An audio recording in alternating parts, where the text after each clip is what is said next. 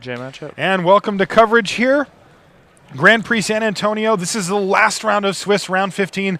Players have played 14 grueling rounds over 2 days leading up to this point, and this is the only one that matters right now. I'm Marshall Sutcliffe. I'm in the booth with Jacob Van Lunen, and we're going to be seeing Joel Dos Santos Yasso versus Jody Keith. This is a win and in for top 8. Definitely. So an elimination match, everything on the line for these guys. If you make it to the top 8, the tournament restarts. Everything's set back to 0 basically, but this is the match that matters. You see Joel, he is keeping his hands warm and rubbing them together. You get a little bit of the tension feel, from what's about to happen here. Also, these guys are both on camera.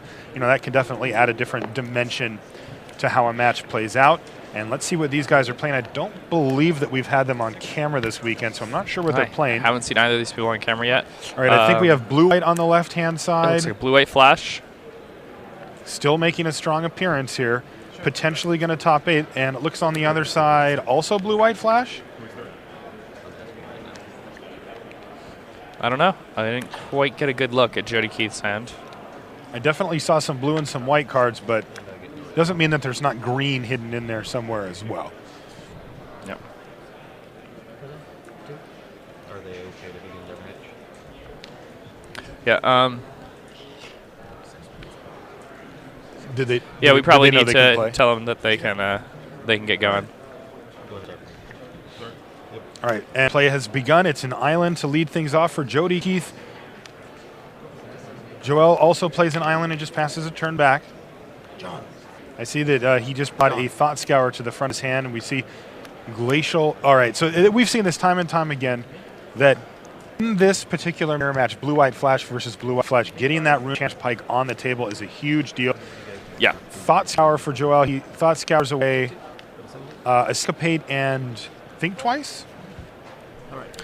Is that what that is? That's correct, yeah. Okay. So if he happens to hit a pike, his pike is going to be huge right from the get-go. It looks like he's missed his second land drop, though. Yeah, so and this could be over very quickly. He's got, okay, he draws a land here. I see he has an Essence Scatter in hand. But, man, you need to hit every land drop that you possibly can. He's certainly going to take the 2 life to give himself the opportunity to counter something from Jody, but it's just going to be a Think Twice on end step. Jody's going to draw his card, and he's going to draw his card for the turn after he untaps here. So Jody looking to start getting some pressure on the board, and he's got a Lingering Souls here. Interesting. So could we be looking at a deck like Christian Calcano's where it's actually just a Esper deck? Because remember, Esper does also run a Pike. Every card he's played so far looks like Blue-White Flash, except for Lingering Souls. All right, another land off the top for Joel, so he's actually in a reasonable position all of a sudden. At least with his mana, he's got a full grip of cards. He decided not to play his Augur of Bolas. He wants to keep his mana open. And there we see the swamp. There's a swamp. Rune Chanter's Pike is going to go on a Spirit token. It's getting pumped by 2 right now, but it's going to get unsummoned, so it's just dead, and he's going to take 1 from the other Spirit token. Let's see, does Jody want to flash back this Lingering Souls? Or... Yep. It looks like he does. That seems like a very reasonable play here as well, as the blue-white deck, while it has hedged a little bit and will occasionally run a Supreme Verdict or 2 in the main, that isn't really part of its main game plan, and the more threats you can get usually versus them, the better. Yep. All right, Thought Scour, target myself.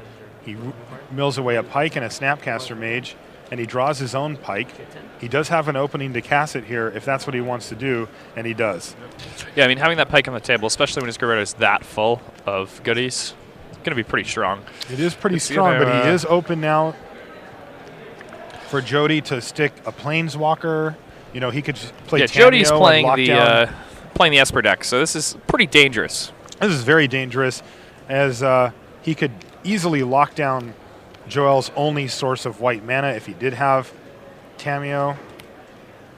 But it looks like he's just going to go for an equip and just bash in there for a bunch of damage. Right now it's 2, 3, 4. Looks like he might play an instant, maybe cycle an Azorius Charm main phase here. Nope, he's just going to battle for 4.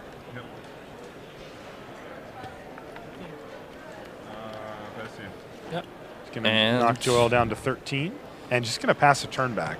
It's interesting. could have gone a lot worse for Joel that turn, but it didn't. Definitely.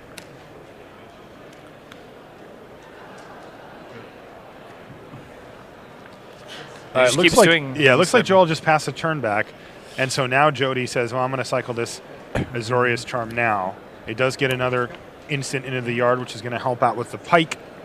And it also just helps him go through his deck. But he clearly is representing some sort of either a dissipate or a rewind. And he's got Vault of the Archangel. He's going to attack now for 5 damage. But Snapcaster Mage is probably going to hit that unsummon and try to take out the spirit token that's carrying the pike. Does Jody have a counterspell for the Snapcaster? It looks like he's just going to allow it to happen. He would have countered the Snapcaster, Snapcaster. of course.